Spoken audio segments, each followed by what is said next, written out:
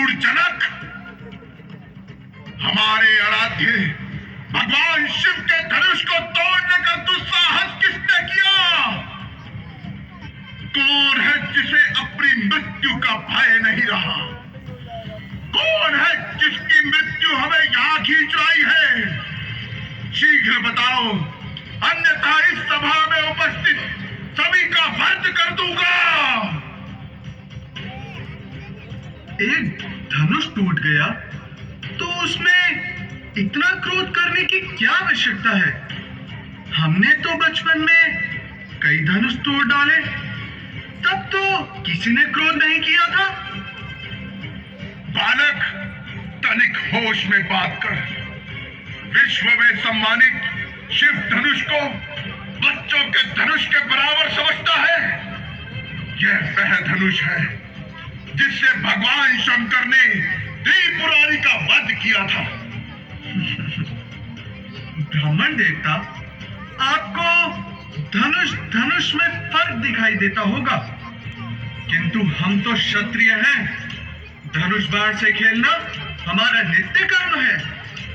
मूर्ख बालक, लगता है तुझे अपने जीवन से मोह नहीं रहा, जो इस प्रकार उदंडता पूर्वक बातें करता है। मुझे अपने जीवन से मोह है या नहीं, किंतु ब्राह्मण देवता, आपको देख ऐसा प्रतीत होता है कि आपको इस पड़े हुए जीर्ण धनुष से अधिक मोह है। तभी तो आप इसके टूट जाने पर एक बालक की भांति बिलबिला रहे हैं। अरे मूर्ख बालक, लगता है तू मुझे नहीं जानता। मैं क्षत्रिय कुलनाशक, बाल ब्रह्मचारी, अति क्रोधी, वह परशुराम हूं जिसने इस पृथ्वी को कई बार शत्रुओं से विहीन किया है। ब्राह्मण देवता, हम भी रघुवंशी हैं। यदि आप ब्राह्मण के अतिरिक्त किसी और ने शब्द कहे होते तो महादेव की सौगंध, उसकी जीवा अब तक मुख से अलग हो चुकी होती और वो यम के दर्शन कर चुका होता। दूध के दांत टूटे नहीं और सिंह के मुख में हाथ डालने की चेष्टा करता है। अरे क्यों अपनी माता को नीपूतनी बनाना चाहता है? मूर्ख बालक, अब तक मैं तुझे केवल बालक समझकर छोड़ रहा था, किंतु तूने मेरे क्रोध को जगाया है। अब तुम्हें मुझ सिंह परशुराम से कोई नहीं बचा पाएगा।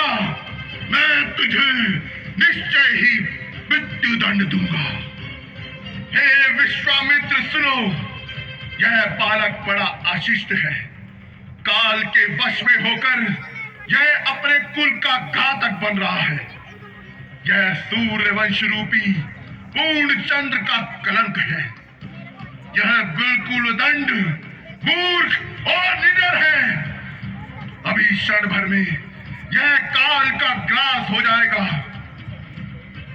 आप बार बार मुझे डरा रहे हैं, तो ऐसा लग रहा है कि जैसे एक बालक फूंक मारकर पर्वत को उड़ाने की चेष्टा कर रहा हो। ब्राह्मण देवता, जो वीर होते हैं वो अधिक बातें नहीं करते, वार करते हैं। आप क्रोध त्याग दीजिए मुनिवर, अधिक क्रोध आपको शोभा नहीं देता। रघुवर ने इस धनुष को हाथ लगाया और ये टूट गया, तो इसमें उनका कोई दोष नहीं। विश्वामित्र, यदि तुम इस उदंड बालक को हमसे बचाना चाहते हो तो इसे हमारी आंखों के सामने से दूर ले जाओ।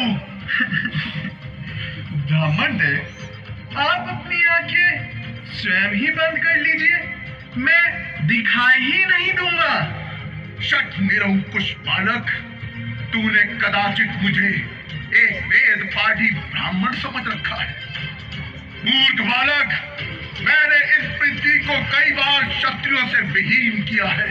क्षत्रियों का सकल नाश करके इस पृथ्वी को बार बार ब्राह्मणों को दान कर दिया है। इस परसे से मैंने सहस्त्र बाहु की भुजाओं को काटा है। इसी फरसे से मैंने क्षत्रिय राजाओं का लहू पिया है।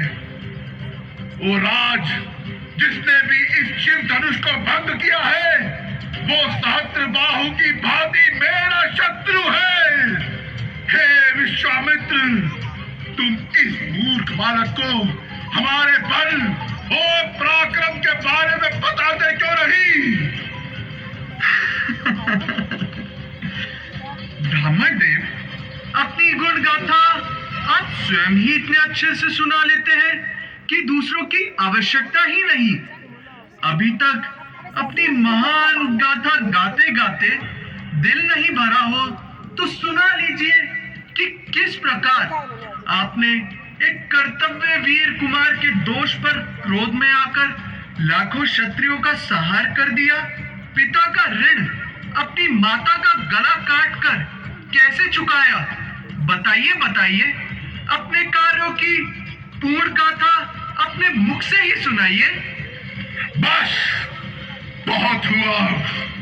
अब कोई हमें दोष न देना। अब ये बालक निश्चय ही मरणहार है।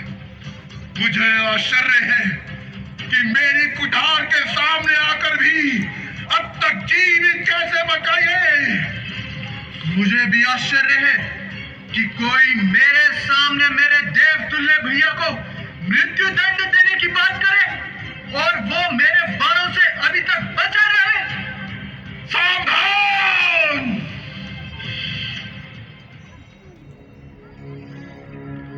शांत हो जाओ लक्ष्मण, शांत हो जाइए भगवान, शांत हो जाइए।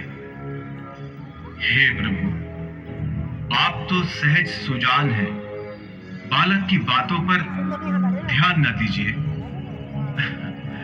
और फिर उसने तो आपका कोई अपराध किया ही नहीं भगवान। आपका अपराधी तो मैं हूं। मेरे ही हाथों ये धनुष भंग हुआ है। यदि दंड देना है तो मुझे दीजिए प्रभु। मुझे अपना दास समझकर चाहे मुझ पर कृपा कीजिए, चाहे दंड दीजिए, या फिर मेरे प्राण ही ले लीजिए। जिस प्रकार भी आपका ये क्रोध शांत हो सके, मैं वो उपाय करूंगा भगवान। आप मुझे आज्ञा दीजिए। तुम भी कुछ कम धूर्त नहीं हो राम। भगवान शंकर का धनुष तोड़कर अब मुझे ही ज्ञान सिखा रहे हो। उधर तेरा छोटा भाई तेरी ही सम्मति से मुझे क्रोध दिलाकर मेरा बल क्षीण करने का प्रयास कर रहा है, और इधर तू हमारे सामने हाथ जोड़कर अनुनय विनय कर रहा है। परंतु ये छल कपट और नहीं चल सकता। तुम समझते हो अपना नाम राम रख लेने से तुम परशुराम का मुकाबला कर सकते हो? तो उठाओ शस्त्र और युद्ध करो हमसे। मैं तुम्हें निहत्था नहीं मारूंगा, विरोचित मृत्यु देने का पूर्ण अवसर दूंगा। और अगर युद्ध नहीं करोगे तो तेरे छोटे भाई समेत तुम दोनों को मार डालूंगा। यदि रण में हमें कोई ललकारे तो क्षत्रिय धर्म के अनुसार हम उससे अवश्य लड़ेंगे, चाहे वो काल ही क्यों ना हो।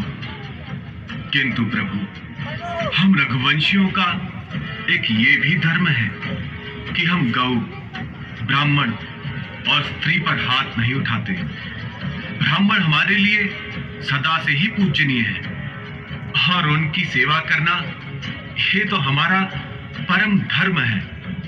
तो प्रभु, और सेवक के बीच में युद्ध कैसे हो सकता है?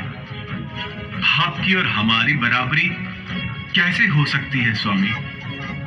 प्रभु, मेरा तो छोटा सा नाम है राम, और आपका परशु सहित परशुराम। आपने अपने राम को अभी तक नहीं पहचाना भगवान, किंतु मैं आपकी प्रभुता को जानता हूं। आपसे हारने में भी मेरी जीत ही है भगवान। राम, ये धनुष लो। यह धनुष ऋषियों ने मेरे पितामह महर्षि दगीची के पास धरोहर रूप में रखा था। अगर विष्णु के इस धनुष पर तुम बाण का संधान कर सको तो मेरा संदेह मिट जाएगा, मैं तुम्हें पहचान लूंगा। हे प्रभु, आप जानते हैं कि ये दिव्य वैष्णव बाण कभी खाली नहीं जाता, परंतु एक तो आप ब्राह्मण हैं और दूसरे आप गुरु विश्वामित्र की बहन के पौत्र हैं, इसलिए मैं इसे आप पर नहीं छोड़ सकता। तो बतलाइए भगवान, मैं इस धनुष पर चढ़े हुए बाण का संधान किसके लिए करूं, किस पर छोड़ूं और किससे इसका नाश करूं? आपके पास जो सर्वत्र आने जाने की शक्ति है उसका नाश करूं, अथवा आपने जो अपने तपोबल से पुण्य लोक अर्जित किए हैं उसका नाश करूं? हे रघुनंदन, मेरी आवागमन की शक्ति का नाश ना कीजिए। जब मैंने यह पृथ्वी अपने गुरु कश्यप मुनि को दान में दी थी, तब उन्होंने कहा था कि अब तुम मेरे राज्य में नहीं रह सकते। तब से मैं कभी भी इस पृथ्वी पर रात्रि में विश्राम नहीं करता। मुझे रात को महेंद्र पर्वत पर जाने के लिए इस शक्ति की आवश्यकता होती है।